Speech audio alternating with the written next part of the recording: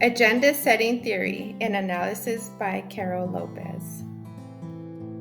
That is our generation's task, to make these words, these rights, these values of life and liberty and the pursuit of happiness real for every American, said former President Barack Obama in his inaugural address.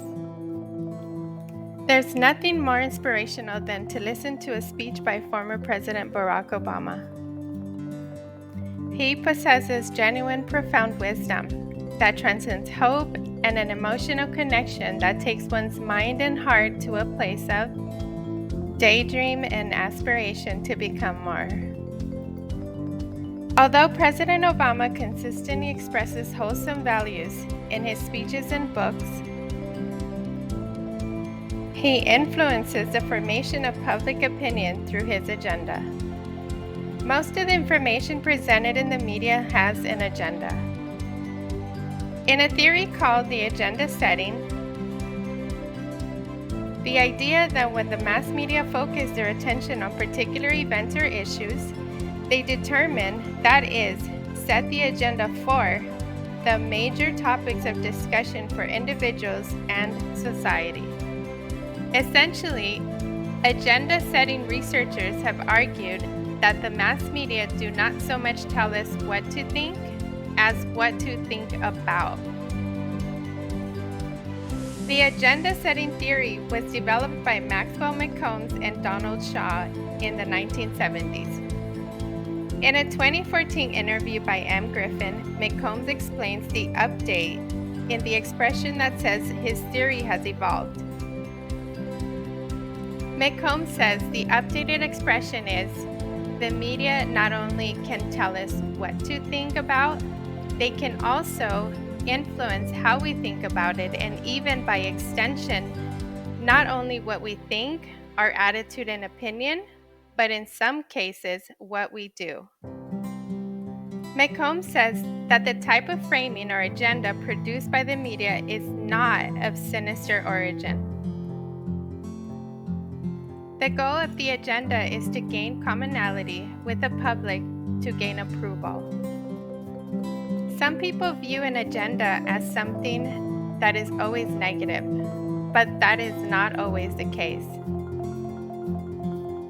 According to Scott Wall, an agenda is not always a bad thing, it just is. He says, sometimes we may not even be aware of our own agendas. However, in the case of the former President Obama, it seems his agenda of an honorable and relatable person was part of his platform to gain the popular vote. In a presidential election, image is everything. The right image gives the people confidence that the candidate's intentions align with their views and values. In other words, being liked by people provides the candidate leverage. In a scholarly article titled Framing of the 2008 Presidential Election, Aaron O'Gara says media continue to place greater importance on candidate image than on policy issues. The right image is more important than the promises the candidate is making. O'Gara also says that the image was the most dominant frame used in the coverage of the 2008 election. President Obama's image is of greater significance and therefore receives the most coverage in the elections. O'Gara reveals, despite attempts at neutrality, media coverage of any election may portray candidates and their issues in either a negative or positive light. President Obama constantly mentions his wife, his mother's story, his grandparents' story, and talks about his children often in his speeches to show he is family-oriented. For example, in his 2008 acceptance speech at the Democratic National Convention, he said, "To the love of my life, our next First Lady, Michelle Obama, and to Malia and Sasha, I love you so much, and I am so proud of you." The image he is trying to portray is of a normal American citizen who is a father and a husband. Pictures were created in people's minds that President Obama was a trustworthy and exceptional human. The numerous instances of his portrayal were at every corner. Moreover, former President Obama has consistently used the wholesome family values framing in his political agenda. Every time he's interviewed or gives a speech, he has a selection of ideas and tones that communicate that he and his family are good humans. It is no secret that most presidents of the United States need an image while running for president. In another theory called frame analysis, published in 1974 by Irving Goffman, he explains the organization of experience. He says framing suggests that how something is presented to the audience, called the frame, influences the choices people make about how to process that information. Goffman believes that the most common use of frames is in terms of the frame the news or media plays on the information they convey. Goffman says his theory of framing could be construed as a form of second-level agenda setting. Goffman believes frames are thought to influence the perception of the news by the audience. Therefore, framing the right image gives the people confidence that the candidate's intentions aligned with their perspective and moral code. President Obama's ultimate goal with his agenda seems to be influence. He seems to want Americans to have a picture in their mind of the ideal man when they think of him. President Obama holds the power to influence others with his way of expressing himself. Obama romanticizes his wife. There was numerous times during his presidency when he demonstrated romance for his wife in front of the public and on stage. He worked to appeal and have the image of the perfect husband. For example, Ellen magazine published, "The world would be a better place if we could all find a man who looks at us the way President Obama looks at Michelle." They are regarded as being the epitome of relationship goals, according to Miss Mojo in her YouTube channel, where they count down the top 10 pics of when Michelle and President Obama made us believe in love. They look at all the moments that show us not only how much the Obamas love each other, but also remind us why we love them as well. The video also makes note of the Obamas arguably of being the most relatable couple to have ever entered the White House. There are countless moments when President Obama tells of his love for Michelle. There are moments in tweets, speeches, books, and interviews when he professes his love.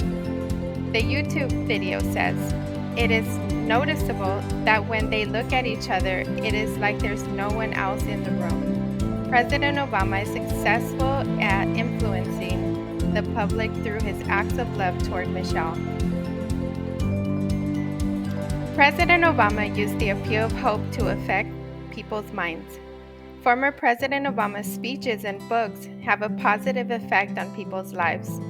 President Obama projects a message of positivity and relatability with the common citizen. He makes people feel a connection with one's inner good and heightens one's inner desire to become a better person. For example, when a person meets someone new and they hit it off from the beginning because they have something in common, they heighten that commonality about themselves that they found in each other. It creates reassurance about the quality and confirms who one is. Not only does it reconfirm who one is, but it redefines one's identity and brings out a particular side of that person. This is precisely what President Obama achieved with his speeches and books. He brings out and reconfirms the desire to do good for humankind.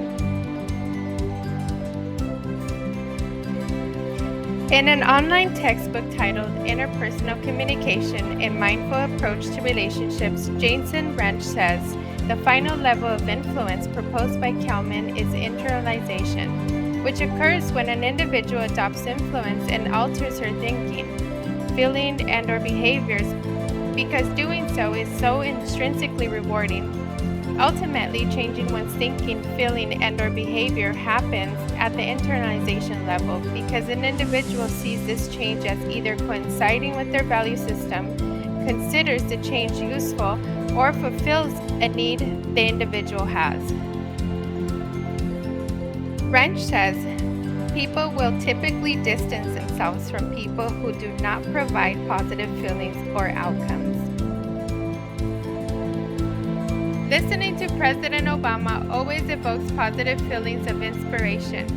In the 2004 keynote speech at the convention in Boston, President Obama gave a historical speech where he asked a rhetorical question saying, "Do we participate in a politics of cynicism, or do we participate in a politics of hope?" Here, he includes himself as the ultimate example of hope in his speech where he says, "The hope of a mill worker's son who dares to defy the odds, the hope of a skinny kid with a funny name who believes that America has a place for him, the hope in the face of difficulty, hope in the face of uncertainty, the audacity of hope." President Obama uses the appeal of hope to inspire the public. In conclusion, former President Obama consistently expresses wholesome values in his speeches and books. He also influences the formation of public opinion through his agenda. He holds an image in people's minds of a person with high integrity. He is liked by the majority of voters because he has been successful at holding the image he framed for himself and his family. People can see that he is consistent with his image through the media coverage he receives. He continues to possess a genuine and profound personality that gives hope to all who listen to him. His agenda is to capture the hearts and minds of people who inspire the most change in the nation.